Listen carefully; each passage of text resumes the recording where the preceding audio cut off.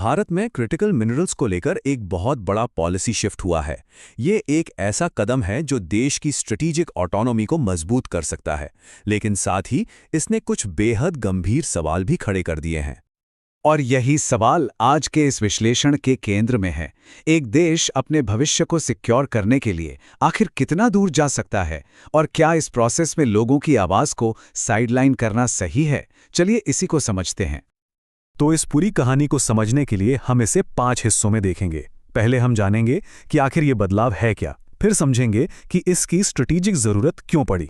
इसके बाद हम सिक्के के दूसरे पहलू यानी डेमोक्रेटिक चिंताओं पर गौर करेंगे, फिर देखेंगे कि यह भारत की बड़ी ग्लोबल स्ट्रैटेजी से कैसे जुड़ता है, और आखिर में हम उस अनसुलझे सवाल पर लौटेंगे कि विकास और अधिकारों में संतुलन कैसे बने।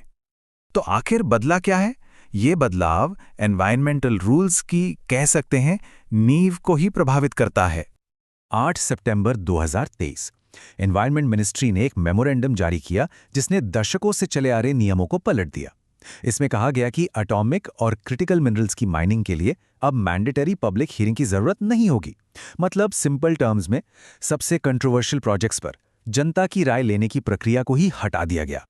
और देखिए, ये कोई छोटे मोटे मिनरल्स नहीं हैं। इस लिस्ट में यूरेनियम और थोरियम जैसे एटॉमिक मिनरल्स और लिथियम, कोबाल्ट और रेयर अर्थ एलिमेंट्स जैसे भविष्य के संसाधन शामिल हैं। ये सब भारत की डिफेंस, क्लीन एनर्जी और टेक प्रोग्रेस के लिए एब्सोल्युटली क्रूशियल हैं। तो सवाल उठता है, सरकार ने इतना बड़ा और फ्रैंकली कंट्रोवर्शियल कदम उठाया ही क्यों? इसका जवाब है एक बहुत मजबूत स्ट्रेटेजिक मजबूरी। इसकी सबसे बड़ी वजह है ग्लोबल सप्लाई चेन की हकीकत। आज दुनिया के ज्यादातर क्रिटिकल मिनरल्स की प्रोसेसिंग पर सिर्फ एक देश का दबदबा है, चाइना। जरा सोचिए, दुनिया का 68% कोबाल्ट, 65% निकल और 60% लिथियम चीन में ही रिफाइन होता है। अब ये किसी भी देश के लिए एक बहुत बड़ी स्ट्रेटेजिक डिपेंडेंसी है, और इस तरह की डिपेंडेंसी ये बहुत रिस्की होती है। सोचिए, कोबाल्ट जैसी जरूरी चीज कॉन्गो जैसे पॉलिटिकली अनस्टेबल देश से आती है। कीमतों का कोई भरोसा नहीं होता, और सबसे बड़ा डर तो यह है कि कोई देश इन मिनरल्स को एक हथियार की तरह इस्तेमाल कर सकता है। और ऐसा हुआ भी है।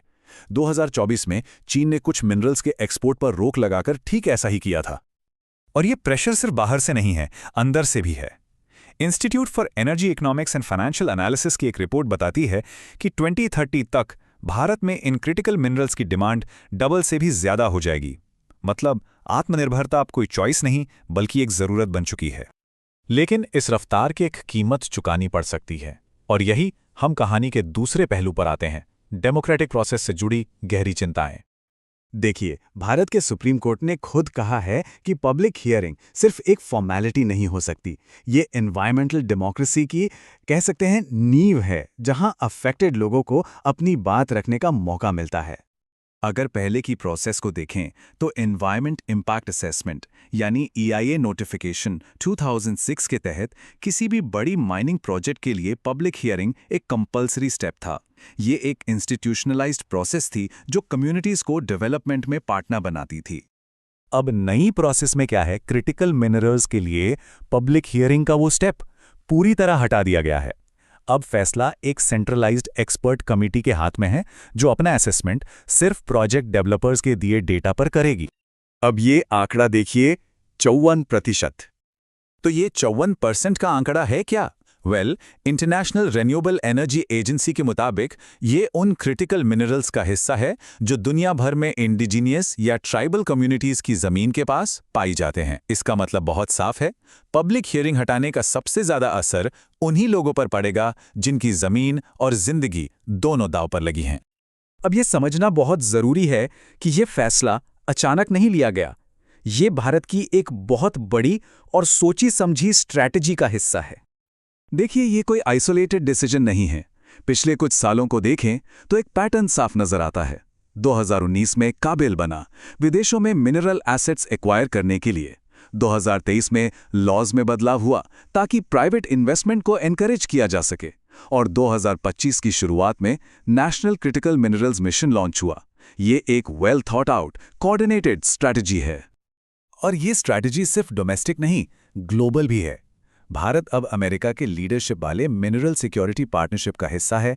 ऑस्ट्रेलिया, अर्जेंटीना और क्वाड देशों के साथ मिलकर अपनी सप्लाई चेन को मजबूत कर रहा है। तो इन सब के बाद हम इस विश्लेषण के अंत में एक बुनियादी दुविधा पर पहुंचते हैं कि डेवलपमेंट की जरूरत और डेमोक्रेटिक राइट्स के बीच बैलेंस कैसे बनाया जाए। और यहीं पर असली ट्रेड ऑफ सामने आता है।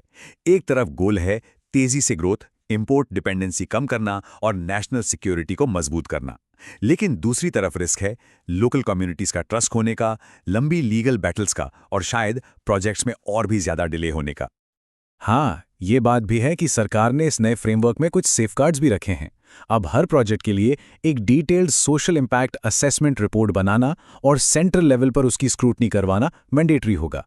इसका मकसद ये इंश्योर करना है कि पब्लिक हियरिंग के बिना भी ओवरसाइट बनी रहे। लेकिन अंतिम सवाल यही रह जाता है, क्या दिल्ली में बैठी एक एक्सपर्ट कमेटी जमीनी हकीकत और लोकल लोगों की चिंताओं को सच में समझ सकती है? या फिर स्ट्रेटेजिक अर्जेंसी की जरूरत ने डेवलपमेंट और डेमोक्रेसी के बीच के उस नाजुक बैलेंस को हमेशा के लिए एक तरफ झुका दिया है? ये एक ऐसा सवाल है जिसका जवाब शायद हमें आने वाला वक्त ही देगा।